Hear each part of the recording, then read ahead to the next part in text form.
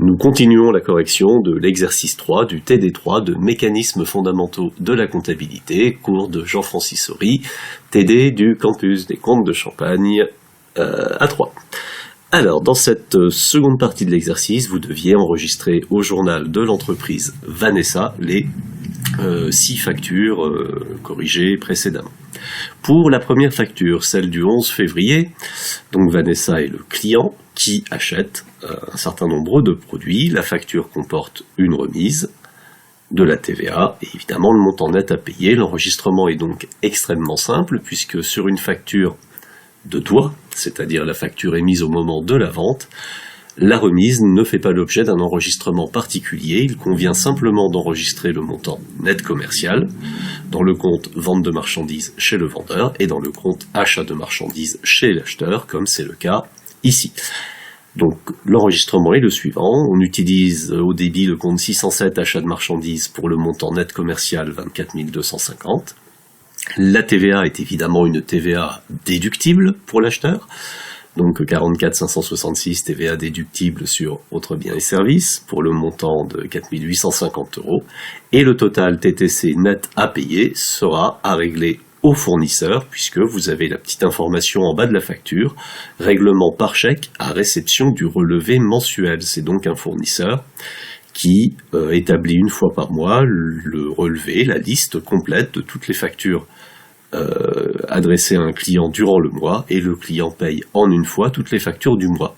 Comme nous sommes seulement le 11, le paiement n'a pas lieu maintenant et doit être comptabilisé en dette fournisseur. Donc dans le compte 401. Pour la seconde facture, donc celle du 18 janvier, Vanessa est toujours le client qui bénéficie d'une facture d'avoir de son fournisseur. Comme nous l'avons expliqué dans la vidéo précédente, la facture d'avoir est relative à la première facture, celle du 11, que nous venons d'enregistrer. Elle a pour objectif d'annuler une partie de cet achat pour le client, et donc une partie de la vente pour le vendeur Magda Videssa. L'enregistrement comptable est extrêmement simple, vous prenez les mêmes comptes que lors de l'enregistrement de la facture, et puis on fait une espèce d'inversion, on va dire, c'est-à-dire que les comptes qui ont été débités lors de l'achat vont maintenant être crédités, et le ou les comptes crédités, ici il y en a un seul, le compte fournisseur, doit être débité, ce qui nous donne l'enregistrement suivant. Évidemment les montants sont ceux de la facture d'avoir. Le fait de créditer le compte 607 achat de marchandises aura pour effet de diminuer le solde de ce compte. De la même manière, le fait de créditer le compte TVA déductible aura pour effet de limiter, de diminuer le montant de ce compte. Et le fait de débiter le compte fournisseur aura pour effet de diminuer le montant du compte fournisseur représentant la dette à payer par l'entreprise Vanessa. Concernant la facture suivante, celle établie le 20 janvier, l'enregistrement comporte une ligne supplémentaire, un compte de plus, puisque sur cette facture est accordé un escompte de règlement, je vous le rappelle, qui est destiné à remercier en quelque sorte un client qui paye sa facture plus rapidement que ne le permettaient les conditions générales de vente du fournisseur. Concernant la remise, même remarque que tout à l'heure, elle ne sera pas l'objet d'un enregistrement particulier, on enregistrera simplement le montant net commercial. Nous sommes chez l'acheteur, donc le montant net commercial c'est un achat de marchandises, un compte donc 607. La remise n'est pas enregistrée. L'escompte par contre correspond à un produit, c'est-à-dire un gain réalisé par l'entreprise, lié à une opération financière, les conditions de règlement de la facture. C'est donc un produit financier. Je vous rappelle que dans le plan comptable, les comptes de produits sont les comptes dont le numéro commence par un 7, la classe 7 du plan comptable. Ensuite, les produits de nature financière font partie de la sous-partie 76, et nous trouverons ici le compte 765, escompte obtenu sur achat, que l'on va créditer pour le montant de l'escompte accordé par le fournisseur. Ensuite, il s'agit de calculer le montant de la TVA. La TVA, comme nous pouvons le voir sur la facture, est calculé sur le montant net financier, les 10 241, c'est-à-dire le net commercial diminué de l'escompte. Et puis, le net à payer, bien entendu, correspond au total du net financier et de la TVA et est apporté comme d'habitude au crédit du compte fournisseur. Nous devons maintenant enregistrer la facture suivante, celle du 26 janvier, qui accorde une ristourne au client sur l'ensemble du volume d'affaires réalisé pendant la période. Cette facture d'avoir est une facture un peu spéciale. En effet, elle va avoir pour effet de diminuer le montant de la dette envers le fournisseur pour Vanessa, et dans l'enregistrement comptable, on va devoir expliquer la raison qui amène cette diminution de dette. La raison étant le fait que le fournisseur ait décidé d'accorder une ristourne.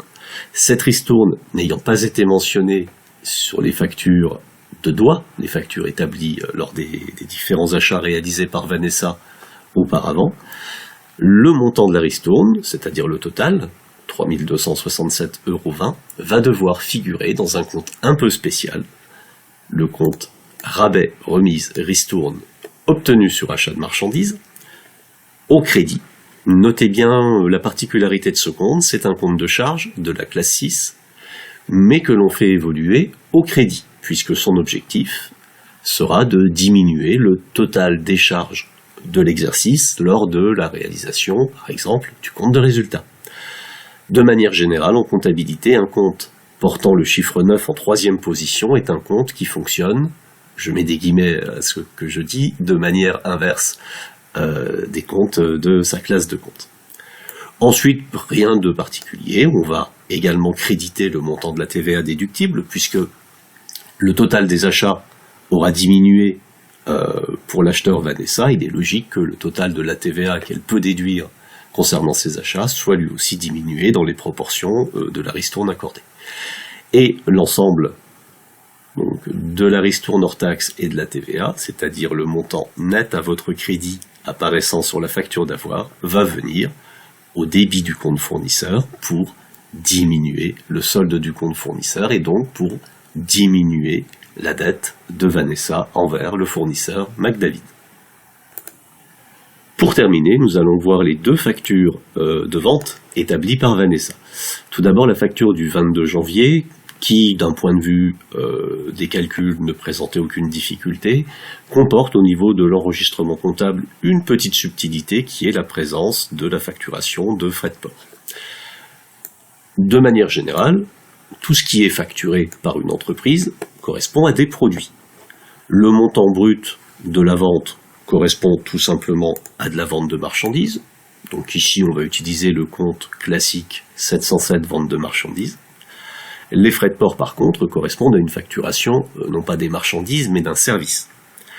Cette entreprise n'étant pas une entreprise de transport, donc n'ayant pas comme activité habituelle d'effectuer des transports et de les facturer, le fait qu'elle facture 800 € et qu'elle encaisse ces 800 € à l'occasion de la réalisation d'un travail qui n'est pas son travail habituel doit être comptabilisé dans une partie particulière du plan comptable, donc on est bien sûr dans la classe 7, la classe des produits, mais dans une partie que vous pourrez vérifier donc dans votre propre plan comptable, le paragraphe 708 qui s'appelle de manière générique « Produits des activités annexes ».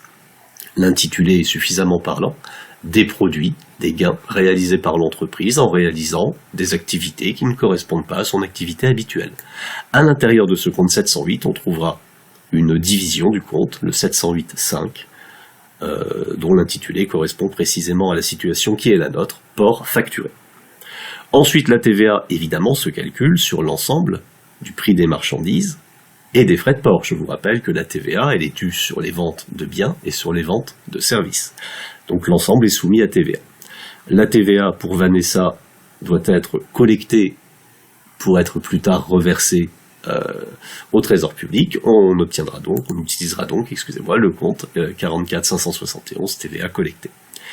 Et le montant total de la facture, le net à payer évidemment, est apporté au débit d'un compte de client puisque on a en bas la petite mention règlement à 30 jours fin de mois. Et pour terminer, nous allons enregistrer la dernière facture, celle du 26 janvier, qui vient de disparaître, la voilà, qui correspond donc à une vente faite par Vanessa, comportant un escompte de règlement et étant réglé par chèque. Voici les deux différences avec les factures enregistrées précédemment. Concernant le montant de la vente, pas de problème, on enregistre le montant brut dans le compte 707 vente de marchandises pour 30 885. L'escompte ici est un escompte accordé par Vanessa à son client parce que justement il règle par chèque, c'est-à-dire immédiatement le montant de ses achats au lieu de bénéficier du délai de paiement habituellement accordé par l'entreprise. Ça correspond donc pour Vanessa, grosso modo, à un manque à gagner, à une perte correspondant à 4% donc du montant de la facture, et de manière symétrique à ce que l'on a pu enregistrer tout à l'heure dans la troisième écriture, et bien cette fois-ci, un escompte accordé est une charge de nature financière, les comptes de charges se trouvent dans la classe 6 du plan comptable, les charges financières dans le paragraphe 66, et on va retrouver exactement un numéro de compte symétrique au compte 765 escompte obtenu que l'on a utilisé tout à l'heure, puisqu'on peut voir ici que le compte 665 s'appelle escompte accordé sur vente, pour donc le montant correspondant à 4% du montant brut de la facture. À l'arrivée, la réunion de ces deux comptes dans le compte de résultat de l'entreprise fera apparaître un produit, les ventes de marchandises de 30 885, et une charge, un escompte de 2235. Le fait ensuite d'aller calculer le solde du compte de résultat par différence fera bien apparaître un produit correspondant à la montant net financier d'ailleurs que l'on voit toujours dans la facture, c'est-à-dire à la différence entre les produits facturés et l'escompte accordé. La TVA s'enregistre comme d'habitude dans le compte de TVA collecté, et puisque le client paye sa facture immédiatement, on n'utilisera pas ici de compte 411 clients, mais bien entendu, on débitera le compte banque pour le montant net de la facture. Voilà, la correction de cet exercice est maintenant terminée. La prochaine vidéo vous présentera la correction de l'exercice 4 du TD3.